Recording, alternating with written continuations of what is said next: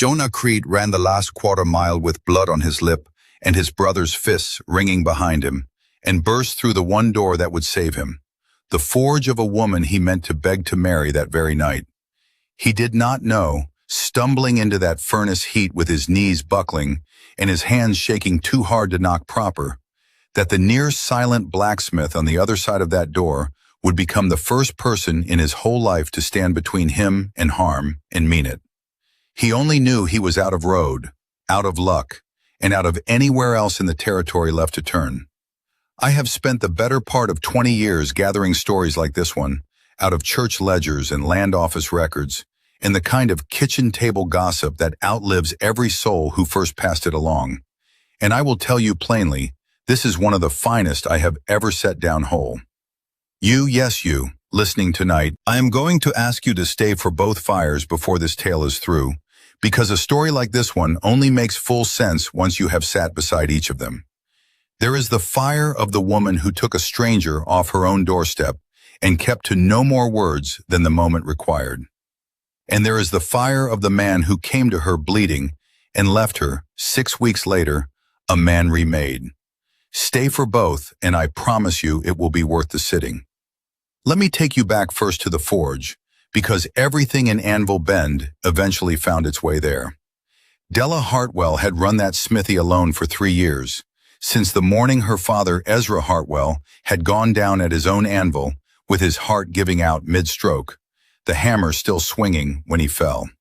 She had been 19 that spring and had buried him herself with the help of 2 neighbors, and had never once, in all the years since, let anyone in Anvil Bend catch her crying over it. By the time the story finds her, she is 26, broad-shouldered from the work, her auburn hair kept in a braid that had long since given up trying to stay tidy under her hat, and she is known through 3 counties as the finest hand with iron this side of Cheyenne, and the quietest woman anyone in town has ever had reason to speak to.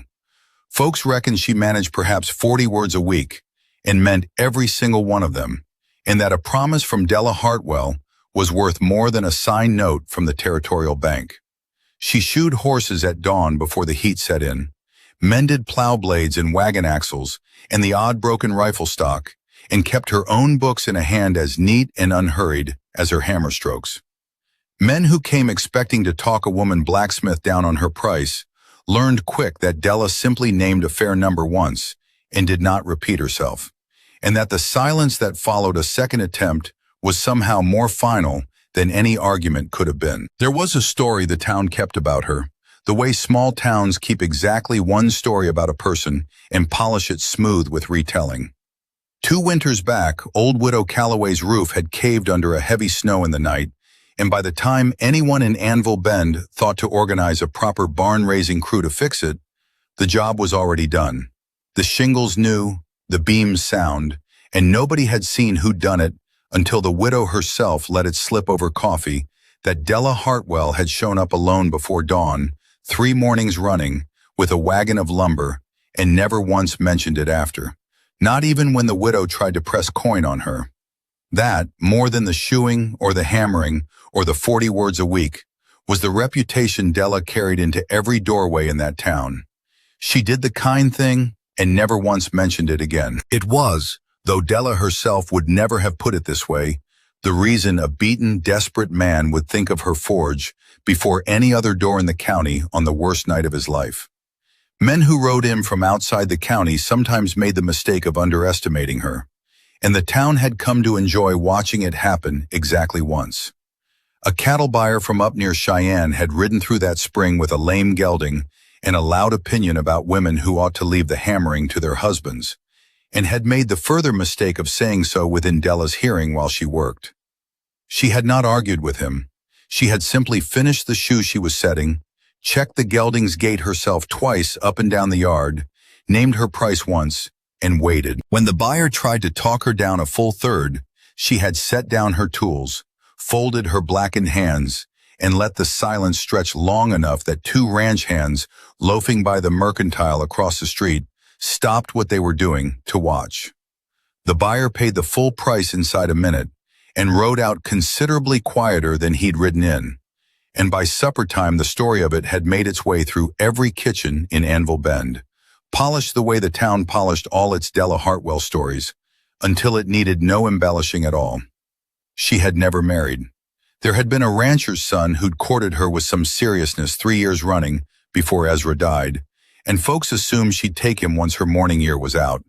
But Della had simply kept the forge instead, and when pressed by her aunt on the matter, allowed only that a husband was one more thing to feed, and she had not yet met a man worth the extra flour. She was not lonely exactly, or if she was, she had made her peace with it, the way she made her peace with everything, by working until the feeling settled somewhere she didn't have to look at it. She had built her whole life, board and nail and hammer stroke, into something sturdy enough that nobody's opinion of her could knock it down. That was the woman standing in the smithy doorway the night Jonah Creed came running through it. Now the other fire, the one burning 9 miles east on the Creed homestead, and I promise you it was a harder fire to sit beside. Jonah and Cyrus Creed had been raised by the same father on the same hard-scrabble spread of land, but the man who died leaving it to them had left something else behind too. A temper that had skipped Jonah clean and landed entirely in his older brother, doubled. Cyrus was 31 that year, 4 years Jonah's senior, and he had taken to running cards and whiskey in the years since their father's passing, with the same grim determination Jonah put into the land itself, until the debts he owed men in 3 different towns had grown taller than the wheat. Jonah worked that homestead like it was a covenant, up before light, in past dark, honest in every dealing he had with the neighbors, gentle with the stock in a way that made the other ranch hands half joke he ought to have been a preacher instead of a farmer. He was 23, unmarried, well-liked by everyone who knew him, casual, and known by no one who knew him well. Because Cyrus had made certain of that too, keeping his younger brother close and cowed and short on any friendship that might have given him somewhere else to run.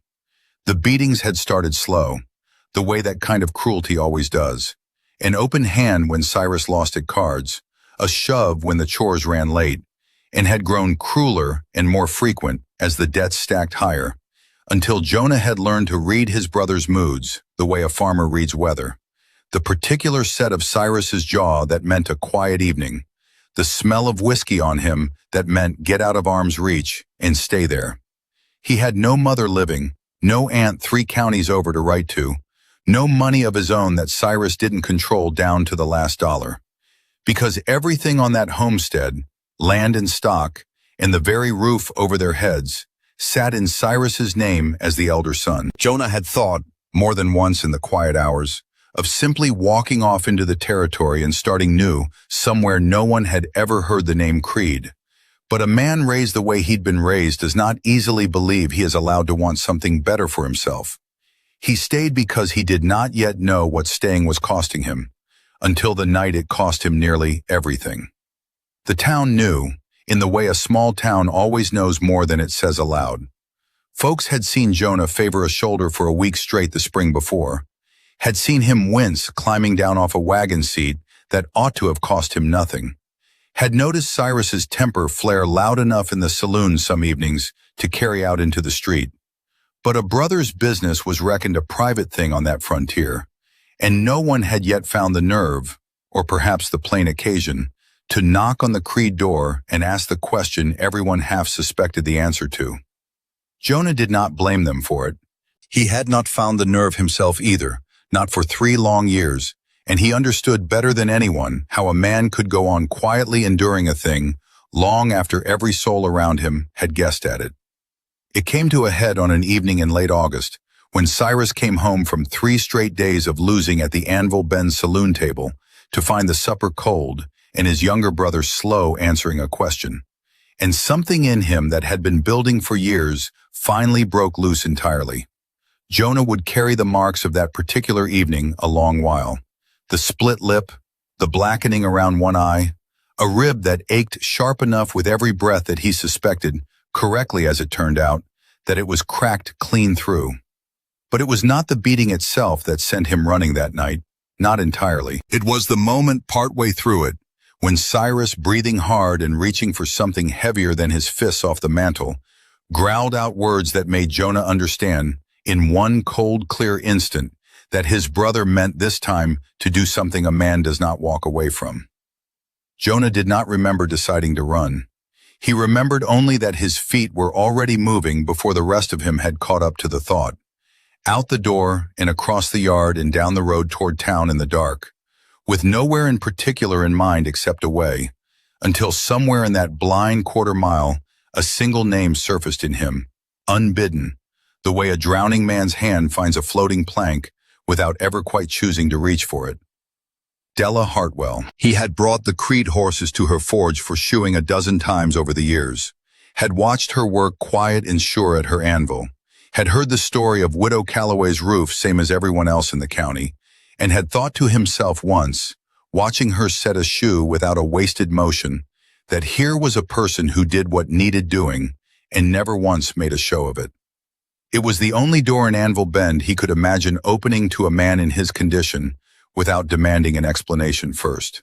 And so we return to where this tale began, Jonah bursting through that smithy door with the furnace heat hitting him like a wall and his breath tearing ragged in his chest.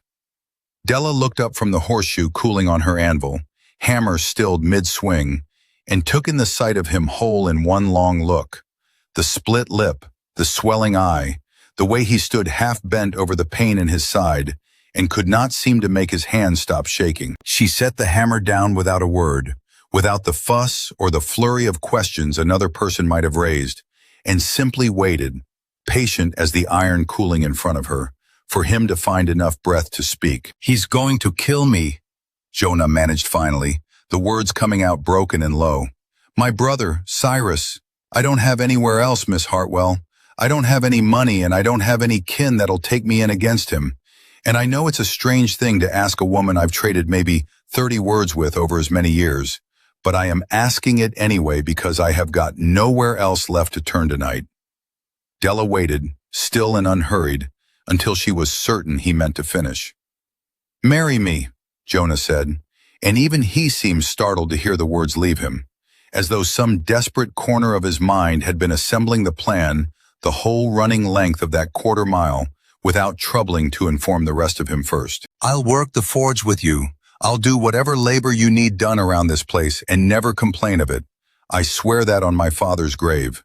I only need to be a husband the law won't send back out that door to him. I know it's a strange bargain to offer a woman I hardly know. I'd rather offer you a strange bargain than go back to that house tonight, because I don't believe I'd walk out of it a second time." The silence that followed felt to Jonah like it lasted a full season. He watched Della's face for some sign of what she was thinking, and found, as most of Anvil Bend had found before him, that it gave him nothing at all to read. Only that same level, considering stillness she wore hammering a shoe or weighing a stranger's price. He was near certain, standing there bleeding in her doorway, that she meant to send him gently back out into the night to find some other solution to a trouble that was not, after all, hers to solve. Instead, Della set down the tongs she still held, wiped her blackened hands slow against her leather apron, and gave him the only 4 words she judged the moment needed. "I'll fetch the preacher." She did not touch him, did not close the distance between them, only turned toward the door as though the matter were already as settled as a fair price named once and never haggled twice. And Jonah stood in the ringing heat of that forge and felt, for the first time he could remember in all his 23 years, something close kin to safety. The wedding was small and plain and held that very night in the front parlor of Reverend Caleb Whitfield, who posed no question Jonah was grateful not to have to answer. By full dark, Jonah was standing in the narrow spare room behind Della Hartwell's smithy, with a ring on his finger she had shaped herself from a scrap of silver wire, while the Reverend read the vows over them. Married to a wife who had traded perhaps a dozen words with him total in the whole of that evening and showed no sign of expecting anything from him that night beyond rest. Della nodded toward the narrow cot along the far wall. "You'll sleep here. I've bedded down in the smithy plenty of nights when a job ran long. Won't trouble me none. Miss Hartwell, you have married a man you scarcely know to spare him a beating. You don't owe him your own bed on top of your name." "Della," she said, quiet but firm, the first correction she'd made all evening. Didn't marry you to spare you one night of it, Jonah. Married you so there needn't be any more of them. Reckon a husband ought to be patient about the rest and let a wife find her own comfort with him in her own time, instead of demanding it the same day she offers her name. It was, Jonah would think later, the longest speech he had heard her give, and it settled something in his chest he had not known was still so unsettled.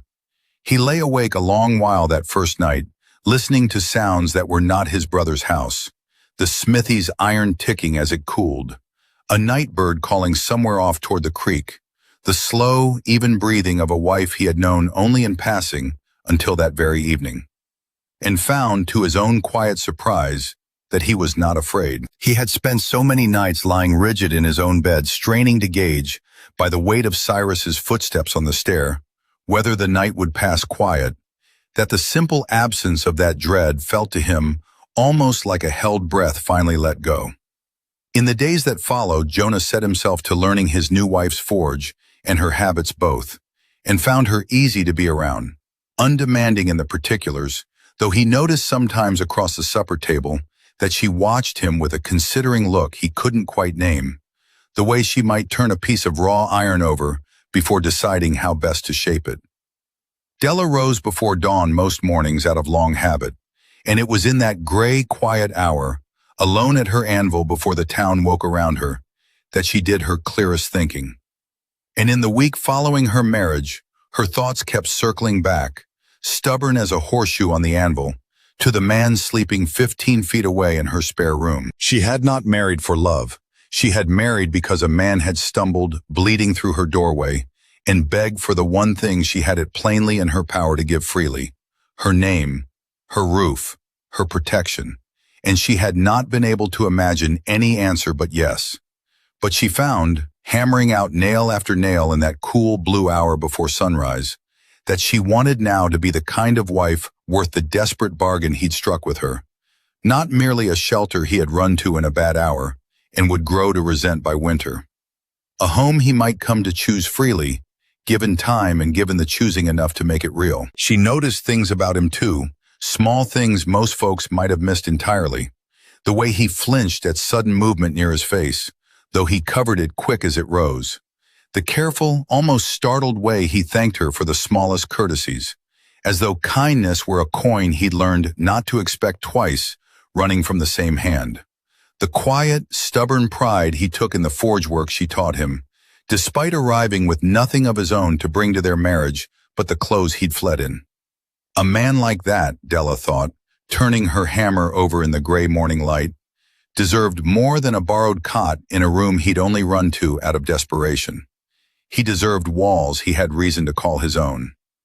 There is a line I think of often when I set down stories like this one, from a woman who knew a great deal about frontier homes and what it cost to build them worth keeping. Laura Ingalls Wilder wrote once that home is the nicest word there is, and I believe Della Hartwell, who I doubt ever read a word Mrs. Wilder set to paper, understood the truth of it in her hands before anyone ever had to put it into a sentence for her.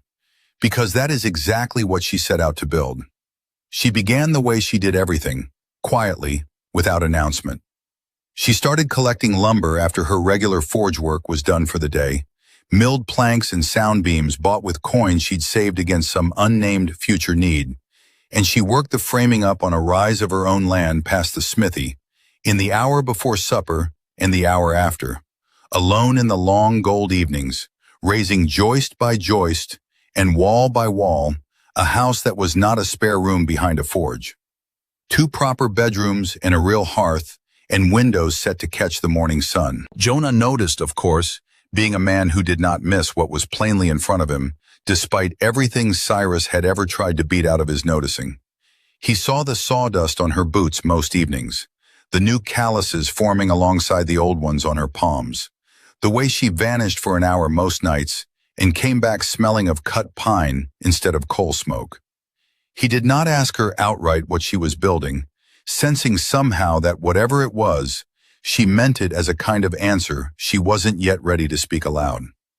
In the meantime, he kept careful books at the forge and split her firewood and mended fence and found, to his own quiet astonishment, that he had begun to look forward each day to the sound of her boots on the step at supper time.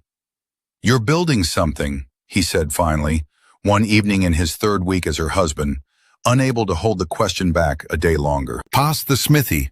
I've seen the timber stacked."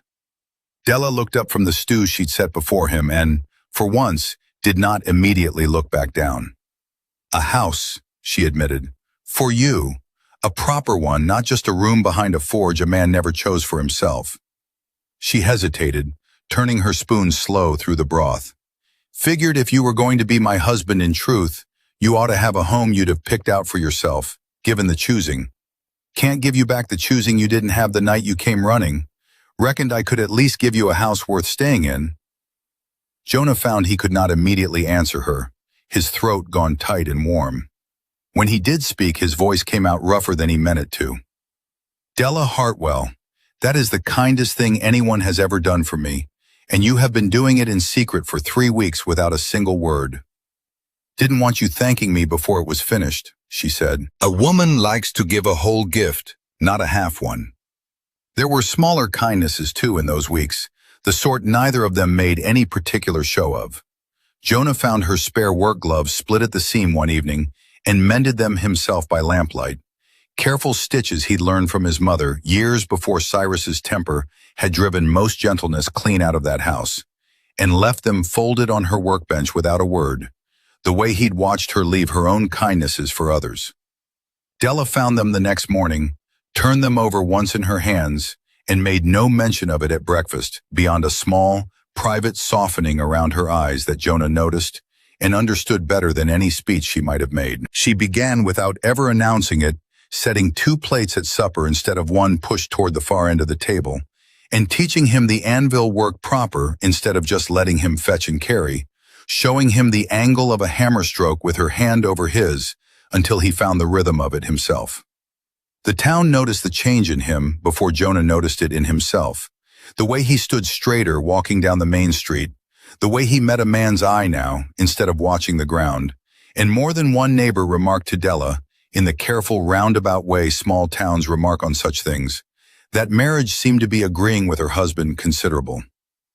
"That is the second fire, and I promised you both, but there is a third heat this story must pass through yet, and it came, as trouble in a small town so often does, on a Sunday." Word of the marriage had reached Cyrus Creed within days, carried by some ranch hand who thought the news worth a drink, and it had settled in him first as a low, ugly shame at being outmaneuvered by his own quiet brother, and then, as the weeks wore on and his debt stayed unpaid with no one left to bully the coin out of, as a hard and building grievance he nursed the way he nursed every wrong he believed the world had done him. He was seen twice in the Anvil Bend saloon that autumn, muttering that his brother owed him an accounting, that a man who ran off in the night to marry the blacksmith woman without so much as a "by your leave" had not heard the last of it, and Della, who heard everything eventually in a town the size of hers, despite her 40 words a week, kept it from Jonah entirely, only watched the road a little more carefully some evenings, and kept the shotgun she'd inherited off her father, oiled and near at hand. The first sign of it came sooner than the fight itself. On a market Saturday when Jonah had ridden into Anvil Bend alone to fetch nails for the house and found Cyrus waiting outside the mercantile, whiskey loud even at midday, blocking the boardwalk with his shoulder set the way it used to set, right before the worst of the old evenings. "Heard you've been playing carpenter out at the blacksmith woman's place," Cyrus said, loud enough that 2 women coming out of the dry goods store paused on the step to look. "Heard you forgot who raised you." He'd reached for Jonah's collar the way he had 100 times before, and for one long breath the old fear rose up in Jonah, exactly as it always had, freezing his feet to the boardwalk. It was Della, come to fetch her own order of nails not 30 feet off, who crossed the street without hurrying and simply stood at Jonah's shoulder, saying nothing at all, until Cyrus's hand dropped back to his side under the weight of her flat, level stare, and the plain fact that half of Anvil Bend's Saturday crowd had stopped to watch him do it. Cyrus muttered something about minding her own forge and stalked off toward the saloon, and the 2 women on the dry goods step exchanged a look that would, by the time it reached every kitchen table in town that evening, harden into a settled opinion of Cyrus Creed that no amount of whiskey would ever soften back. Jonah did not sleep easy that night, sensing, correctly, that his brother's pride would not let the matter rest there. It was Cyrus who found them first at the homestead, 6 weeks into the marriage, on a Sunday evening with the particular loose, dangerous gait Della recognized before he'd even cleared the fence line, as whiskey and grievance both, shouting for his brother to come out and account for himself, for the shame he'd brought the family name marrying without leave, for a debt his leaving had left Cyrus to answer for, alone with no hand to work the homestead. Della was in the yard helping Jonah frame the last of the roof when Cyrus came on, and she set down her hammer and stepped, unhurried, between the advancing man and the house she had built, board by board, with her own 2 hands. "He's my husband, Cyrus," Della said, and her voice, so rarely raised above what a job required, carried clear and level across the whole yard. "Whatever's between you and him stopped being your business the day he said his vows to me. You've no claim here, and you'll turn around and walk back down that road, or I'll see the sheriff hears exactly what marks are on that man's ribs that match the ones you left the night he ran to me." Cyrus came on anyway, fists curling, too far gone in his own temper to hear plain sense. "I've a right to my own brother's account," he shouted, swaying where he stood in the fading light. "He's my blood, not yours, and I'll say what's owed him and what ain't."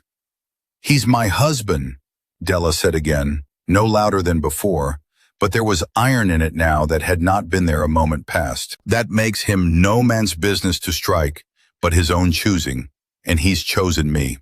You'll not lay a hand on him while I've breath left to stand between you." It was Jonah then, not hiding behind the wall of his wife's shoulder, as Cyrus no doubt expected, but stepping out beside her, chin lifted, refusing for the first time in his life to be a man who only cowered while someone else decided his fate for him. "I've already told Reverend Whitfield everything, Cyrus, and the sheriff's own wife besides, who is not a woman known for keeping quiet counsel," Jonah said, his voice steadier than either of them had heard it in years. "You lay one hand on either of us tonight, and there won't be a soul left in this county who doesn't know exactly what kind of man you are. I am done being afraid of you. I have a wife and a home now, and neither one of them is yours to touch." Cyrus stood swaying a moment in the dusk, some last calculation working behind his reddened eyes, and whatever he found there, the sheriff's name, the reverend's, the sight of Della Hartwell's broad, immovable stillness, or perhaps simply his own brother's voice steadier than he had ever once heard it, was enough finally to turn him. He spat once in the dirt, grumbled something no one troubled to make out, and walked back down the road the way he'd come, and did not come again. Jonah stood shaking faintly in the aftermath, and Della turned to him at once, her hard stillness gone soft with concern. "He hurt you tonight?" "No," Jonah said. "Not tonight.